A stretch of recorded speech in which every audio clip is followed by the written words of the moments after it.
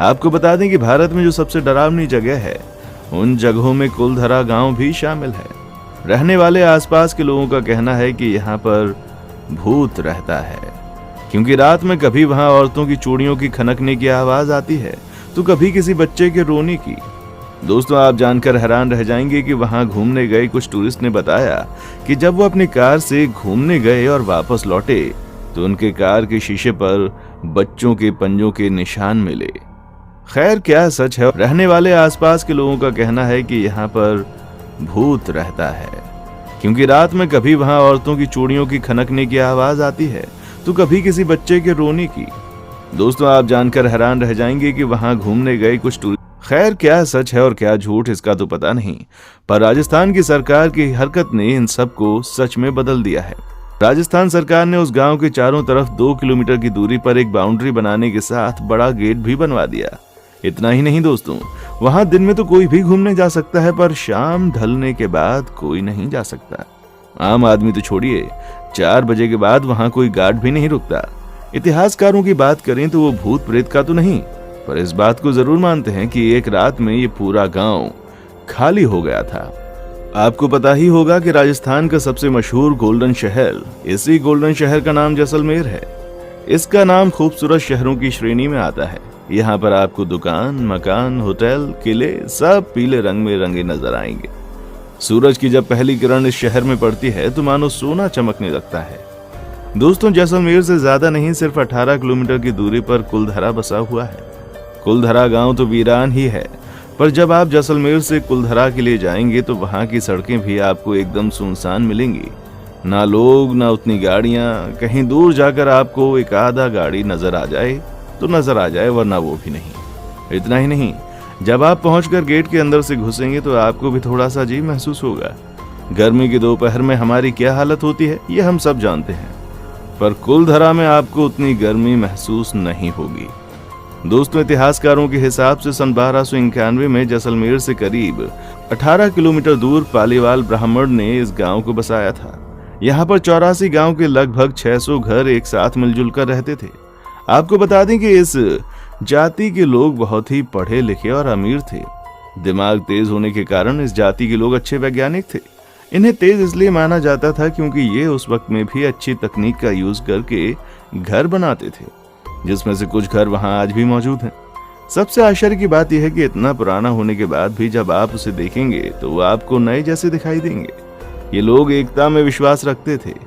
दोस्तों, चिलचिलाती गर्मी में भी उन घरों में ठंडी हवाएं आती हैं। इन लोगों ने एक खास तकनीक के बारे में खोज की थी, जहां बारिश का पानी वेस्ट नहीं बल्कि एक गहराई में जाकर जमा हो जाता था, और यही वजह थी कि ये लोग थार जैसे रेगिस्तान में भी फसल उगाने में कामयाब रहे। इन लोगों ने वहां पर कुछ तालाब भी बनाए थे, पर सवाल अभी भी एक ही है कि आखिर ऐसा क्या हुआ कि इतना विकसित गांव सुनसान पड़ गया। तो दोस्तों, ये सब हुआ सालम सिंह की वजह से। अब आप सोच रहे होंगे कि ये कौन सी बला है। सालम सिंह जैसलमेर का दीवान था और कुलधरा उसी के हिस्से में आता था। ये सालम सिंह बहुत ही क्रूर आदमी था, लेकिन इसके क्रूर होने के पीछे भी दोस्तों एक कहानी छिपी हुई है। जब सालम सिंह 11 साल का था तो उसके पिता को गला काटकर मार दिया गया था, वो भी राजद्रोह के आरोप में, और उसके पिता भी जैसलमेर के सोने के किले में दीवान थे। इसी घटना के बाद सालम सिंह निर्दयी और बहुत ज्यादा क्रूर बन गया। ऐसा कहा जाता है कि तब से ही सालम सिंह के मन में सोनार किले को हथियाने की बात आ गई थी, और इसी वजह से उसने अपना किला भी सोनार किले से बहुत दूरी पर बनवाया था, और उसके किले की ऊंचाई सोनार किले से भी ऊंची थी। अब जाहिर सी बात है दोस्तों को राजा ये बात कैसे बर्दाश्त कर ले कि उसके दीवान का महल उसके महल से ऊंचा हो।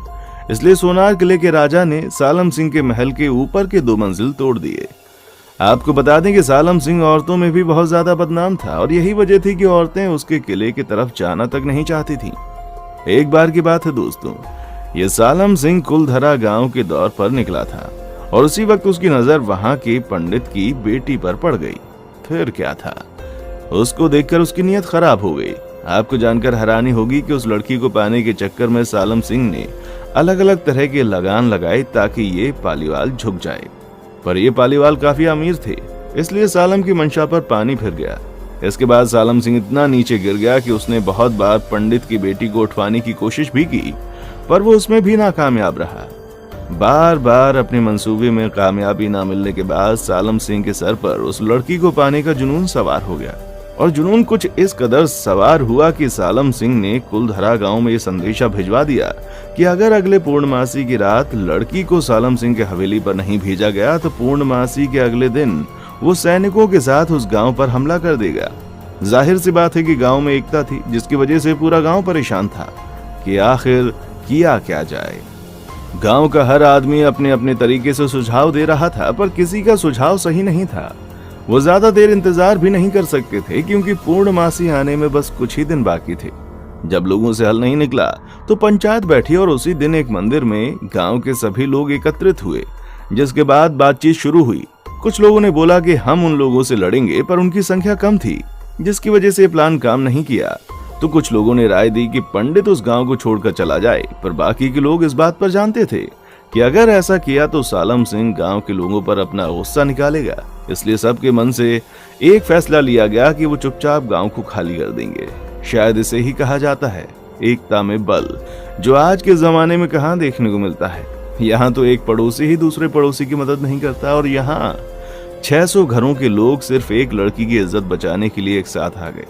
कुलधरा के गांव के लोगों का कहना था कि वो अपनी इज्जत का सौदा कभी नहीं करेंगे। इन लोगों को ये बात पता थी कि अगर ये एक आध दिन के बाद जाएंगे तो कहीं ना कहीं से बात बाहर आ जाएगी, इसलिए इन लोगों ने फैसला किया कि ये लोग उसी रात जाएंगे। इन सब के बाद सबको ये भी बोला गया कि अपने साथ सिर्फ कीमती और जरूरी सामान ही लेकर चलें। उसके बाद क्या दोस्तों, सबने अपने सामान उठाए और चल दिए, और बाकी चीजों को जस का तस छोड़ दिया। जैसे कि किसी ने अपने कपड़े सूखने डाले हैं तो वैसे ही पड़े हैं, झूठे बर्तन जहां हैं उसे वैसे ही छोड़ दिया, और कतार में उसी रात चल निकले। और जब जाते जाते वहां के लोगों ने इस गांव को एक श्राप भी दे दिया कि ये गांव अब कभी नहीं बसेगा, और जो भी यहाँ बसने की कोशिश करेगा वो कभी खुश नहीं रह पाएगा। अब 3 दिन बीतने के बाद पूर्णमासी का दिन बीत गया, और उससे में सालम सिंह कुलधरा गांव की तरफ बढ़ता है। और वहां पहुंचते ही सालम सिंह के होश उड़ गए, क्योंकि उस गांव में सन्नाटे के अलावा कुछ नहीं था। वो पूरे गांव की तलाशी लेता है, पर उसे एक शख्स नहीं मिलता। इसके बाद सालम सिंह बहुत सी खुदाई करवाता है, क्योंकि वो जानता था कि पालीवाल बहुत अमीर होते हैं। अब उसे वहां कुछ मिला या नहीं इसका कोई जिक्र नहीं है। इतना ही नहीं, सालम सिंह के सैनिकों ने इस गांव में बसने की बहुत कोशिश की, पर उनके साथ वहां कभी कुछ भी सही नहीं हुआ। कहा जाता है कि अगर आप एक रात वहां रुक गए तो दूसरी सुबह आपकी होगी ही नहीं। 2013 में कुछ पैरानॉर्मल सोसाइटी के लोग गए, जिन्होंने दावा किया कि वहां नेगेटिव एनर्जी है। अब वो 600 गांव के लोग कहां गए इसका तो नहीं पता, पर कहा जाता है कि ये लोग अलग अलग जाकर बस गए, और तभी से कुलधरा अकेला, वीरान और भूतिया बन गया। क्या आप कभी कुलधरा घूमने गए हैं और वहां